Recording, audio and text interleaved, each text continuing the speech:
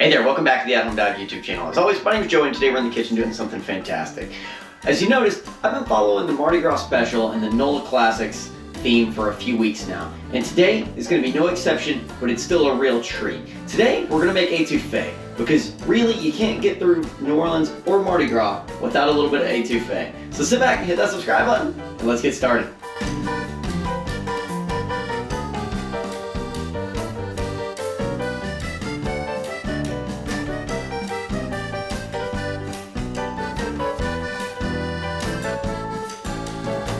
So later on, we're gonna need shrimp stock. So I'm gonna get started with all of my vegetables here, and I'm gonna go ahead and get all these cleaned up and put all the scraps into this pot over here. And we're gonna make stock in the pot. You can start with water as your liquid, or you can even use chicken stock. But I'm gonna add my shrimp shells in with this to make it get that shrimpy flavor. So let's go ahead and get started. Also, if you don't have chicken stock, feel free just to pick up some mid-grade brand at the store, but make sure you get either less sodium or no sodium.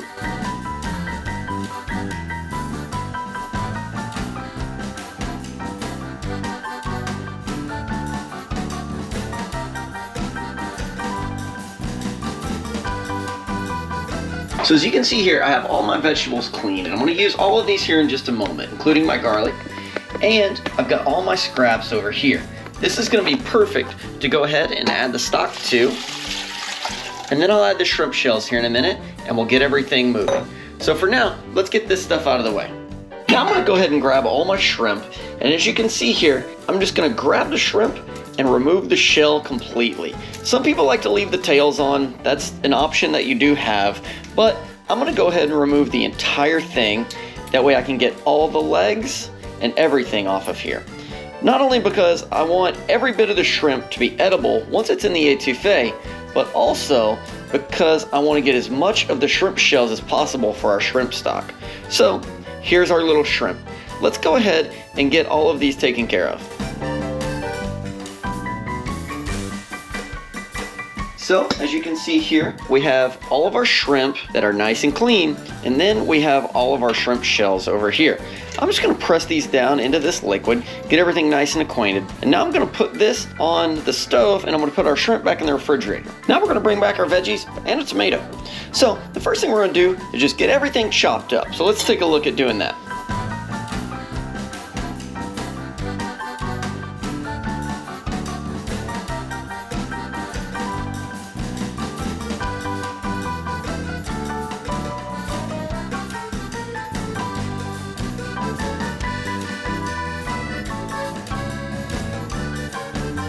For the tomato, everything's gonna be just a little bit different. You can dice your whole tomato and throw it in there if you'd like, but I'm gonna go ahead and quarter mine and try to remove at least a fair portion of the seeds. If you don't get them all out, it's not a huge deal, but it's just a little bit nicer if you can go ahead and remove some of this. So what I'm gonna do is just take this part and pull it right out of there.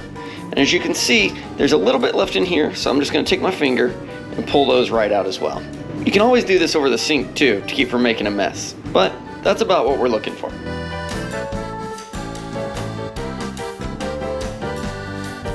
Now that I have my seeds removed, I'm gonna dice the tomato just like I did the rest of it. This part's really quite simple, but we are gonna put the tomato completely separate from everything else because it's not gonna go in until after.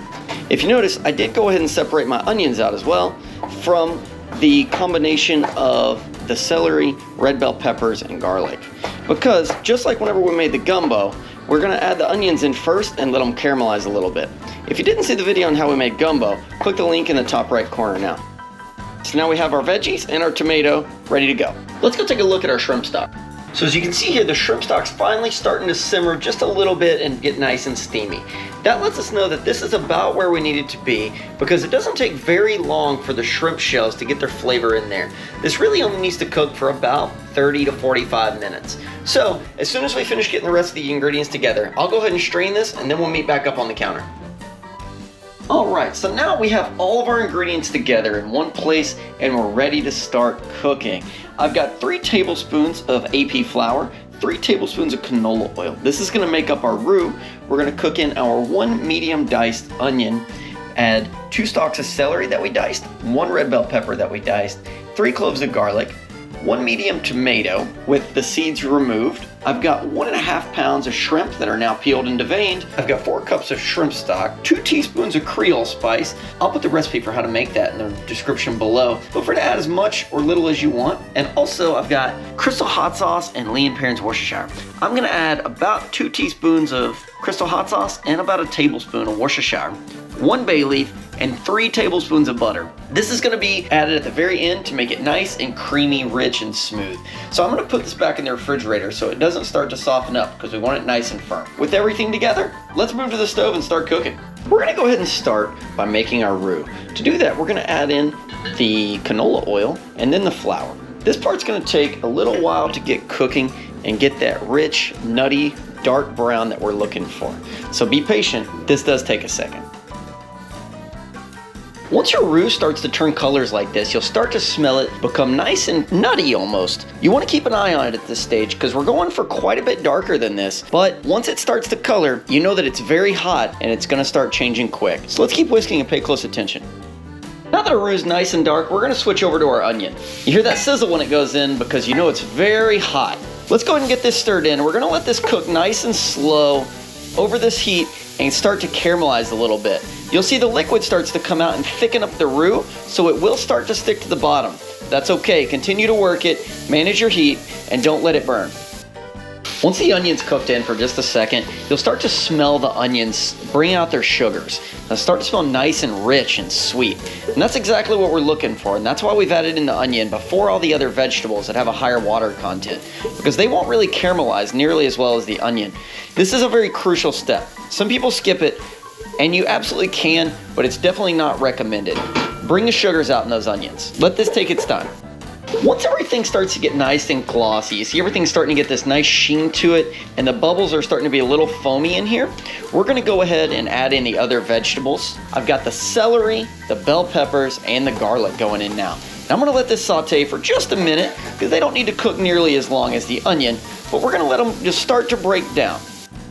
Once this is cooked for about 2 or 3 minutes, it's starting to soften up, I'm gonna go ahead and add in the Creole spice. This spice will really come to life by adding it in dry like this. It's really gonna bloom the spices and get everything woken up, if you will. And it already smells delicious, but the Creole spice is really gonna give it that Cajun vibe and what really adds so much flavor to it. We're gonna stir this in and we're gonna let the Creole spice cook in here dry for about a minute. Now that the Creole spice is nice and awake and the kitchen is starting to smell absolutely fantastic, we're gonna go and add in the diced tomatoes. You might at this point start to see your roux kind of getting a little clumpy around the way. And that's because these vegetables and the tomato have a lot more water content than the onion does. So the moisture is starting to be thickened by the roux. Once we've got the tomato stirred in, I'm gonna go ahead and throw in the bay leaf, and I'm gonna add about half of our shrimp stock. You can dump it all in at once if you want, but I like to go in stages. That way I can get everything well incorporated and then add the rest here in just a minute. So now my goal is to bring this up to a simmer so that the roux can get nice and hot and start to cook this liquid so that it thickens. In the meantime, I'm gonna try to rake everything off the sides here just to make sure we get every last bit of everything incorporated. This part may take a handful of minutes, but as soon as this comes up to a boil, you'll see me add in the rest of the shrimp stock. As you can see, we're nice and steamy and we came up to a simmer. Now I'm gonna go ahead and add in the rest of the shrimp stock.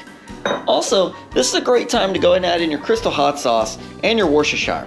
I'm not gonna measure these, and you can add as much or little as you want, but these things really round it out. Personally, I like a little more than your average person, so I'm not too worried about it. Now I'm gonna bring this back up to a simmer and let it hang out here for about 5 to 7 minutes.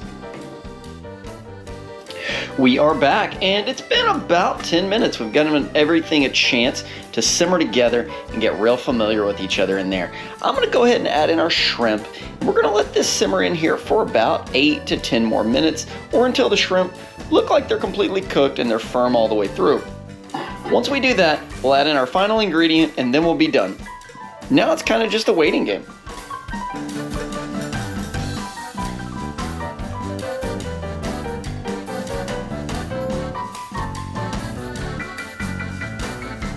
So our shrimp are pretty much fully cooked. They will be very soon. I'm gonna go ahead and add in this giant pat of butter and stir it in to add the creaminess so that we can get that smooth, rich, creamy nature that we like with our etouffee. By then, the shrimp will be totally cooked and we are good to go.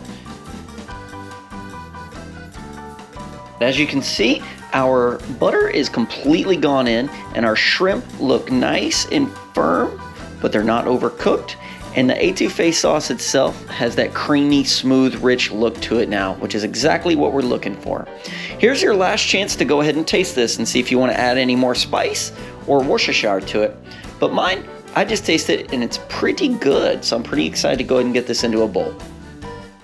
So we're excited to try our etouffee, but before we get too carried away with bowling it up, we have one ingredient that we haven't done anything with yet, and that's our green onions. So I'm gonna run through and just chop these real fast and use those as our garnish. Just like our gumbo recipe, you can throw these in to cook with the etouffee if you'd like, but I would rather not. I like to garnish mine with just a little bit of these finely chopped green onions right on top. So let's go and get this out of the way and bowl up our etouffee. I went ahead and made some fluffy white rice. This is always a good base to start with your etouffee. I always like to serve my etouffee by serving my rice on one side of the bowl and then putting the etouffee right on the other side.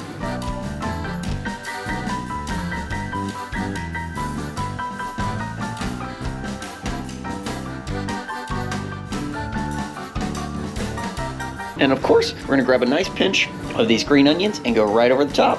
And there we have it. There's our shrimp etouffee. All right, well that wraps us up on how to make shrimp etouffee, the NOLA Classic and the Mardi Gras Special. Comment below and let me know how yours turns out. If you like the video, be sure to subscribe. Thank you so much for watching. Have a great day. Happy Mardi Gras.